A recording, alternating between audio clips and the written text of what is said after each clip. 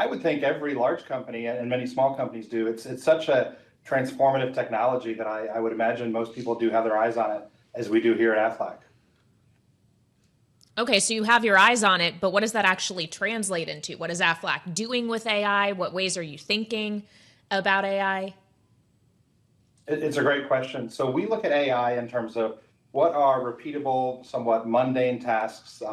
Humans aren't really great at them anyway, and there's an opportunity to free up time for those humans so that humans can do more human-like things, empathy, relationships, strategic thinking. So like just as an example, Kailey, let's say that you wanted to update your address with Aflac. We can use AI to do that kind of transaction with you.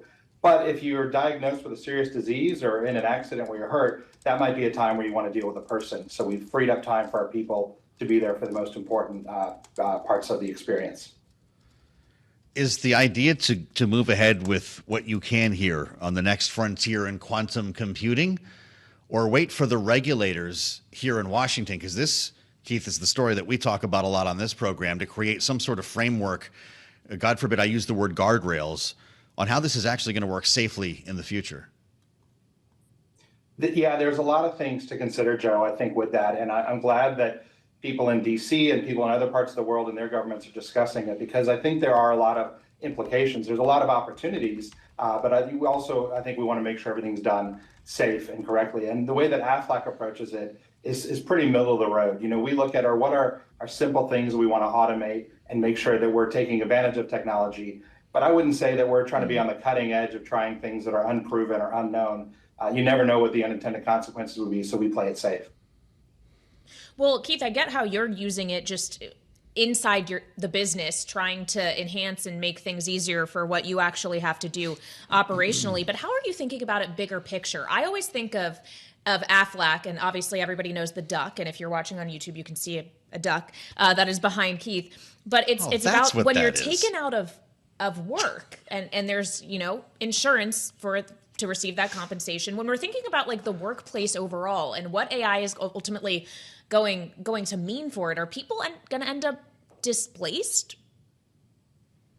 Yeah, I think like any technology, jobs are going to shift, the type of job that you do. I mean, if you think about, even the fact that we're here on a podcast and there's a YouTube version of it right now, 20 years ago, this wouldn't have been possible, right? So jobs change. But, I think when we talk about AI, we mustn't forget that the first word in AI is artificial. And sometimes you want something truly authentic, and that's only an experience that humans can provide. And at Aflac, that's what we look for, is where do we need to have that authenticity that a human can provide versus when is something artificial okay because it's more transactional. Are you going to have any sort of consumer-facing impact here where the concern becomes authenticity? Are you using this in your marketing, Keith?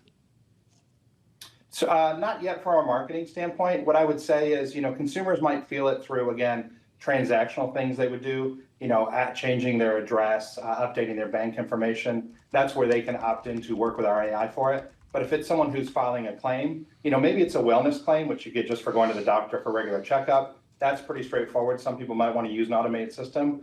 But when you've been diagnosed with cancer, as an example, that's when we think it's a time to speak to a human and make sure that you understand all of your options and all of your coverages. So that's how we decipher where we would bring in technology versus have a human experience.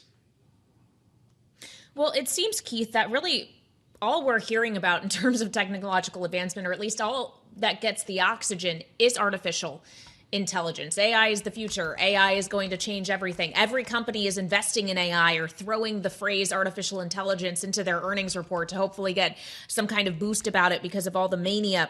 Is AI really the only frontier now for innovation when it comes to technologically advancing businesses and business operations, or are there other areas as well? I think there's a few areas, but obviously AI is taking the news right now. Sometimes I wonder, 25 years ago, this same interview would have happened and we would have talked about the internet and it's coming and you can do things online or on the line. And I'm not sure if I'm comfortable with that and how our company is going to react to the internet. And are you taking your company and going to provide things on the internet? I think AI is just the next digital revolution. In the same way that companies leaned into, well, how can we conduct business on the internet and what do customers want to do? We need to have that same conversation on AI because I do think that it's revolutionary. But there's lots of other technologies that are considered out there. AI is definitely the one that everyone's talking about right now, and I think for good reason.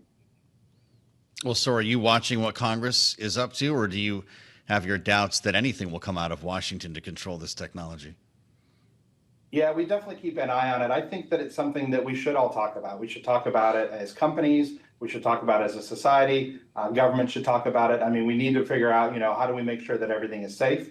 When it comes to Aflac, we're going to take a conservative approach. We are in the business of managing risk.